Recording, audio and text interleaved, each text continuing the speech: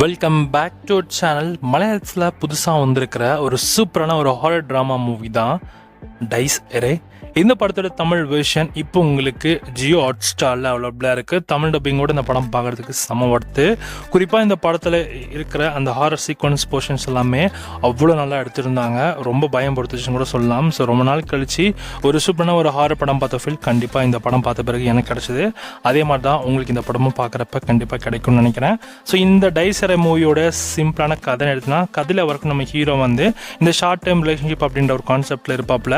So அவர் கூட ஒரு பழக்கமாக இருக்கிற ஒரு பொண்ணு பேர் தான் கனி. ஸோ அந்த பொண்ணு வந்து திடீர்னு சூசைட் பண்ணி இறந்துருது. ஸோ 2 நாளுக்கு அப்புறம் நம்ம ஹீரோ அங்கே போயிட்டு திரும்பி வரப்போ ஸோ ஹீரோவுக்கு ஏற்படக்கூடிய அமானுஷமான விஷயங்கள் என்ன, ஸோ கனி அந்த பொண்ணு இந்த மாதிரி விஷயங்கள் நம்ம ஹீரோவுக்கு பேய் மூலமாக வச்சு இந்த மாதிரி சம்பவங்கள் பண்ணாங்க. அண்ட் கடைசியில் என்னாச்சு, ஸோ பிரணவ் மோகன்லால் அதில் எப்படி தப்பிக்கிறார் அப்படின்றதான் படத்தோட கதையே. ஓவராலாக இந்த படம் பார்க்குறதுக்கு செம்ம இன்ட்ரெஸ்டிங்காகவே இருக்கும். எங்கேயுமே பெருசாக லேக் அடிக்கல. நல்லா இன்ட்ரெஸ்டிங் ஜேர்னலில் இந்த படத்தை கொண்டு போயிருக்காங்க. படத்தோட ரன் டைம் ஒரு 2 மணி நேரம் கிட்ட தான் இருக்குது. ஸோ ஓவராலாக ஒரு ஷார்ட் டைம் தான். ஸோ பட் ஆனால் பார்க்குறதுக்கு நல்லா இருக்குது. ட்ரை பண்ணி பாருங்கள். தமிழ் டப்பிங்கோட இந்த படம் இப்போ உங்களுக்கு ஜியோ ஹாட் ஸ்டாரில் அவைலபிளாக இருக்குது. இந்த படத்துக்கு எஸ்ஆர் சிங்ஸ்னா 5க்கு 3.5 கொடுக்கலாம். ஒரு மஸ்ட் வாட்சபிள் ஹாரர் மூவியாக நான் இந்த படத்தை உங்களுக்கு நான் ஸ்ட்ராங்காக ரெக்கமெண்ட் பண்ணுவேன். கண்டிப்பாக நீங்கள் இந்த படத்தை ட்ரை பண்ணி பார்க்கலாம்.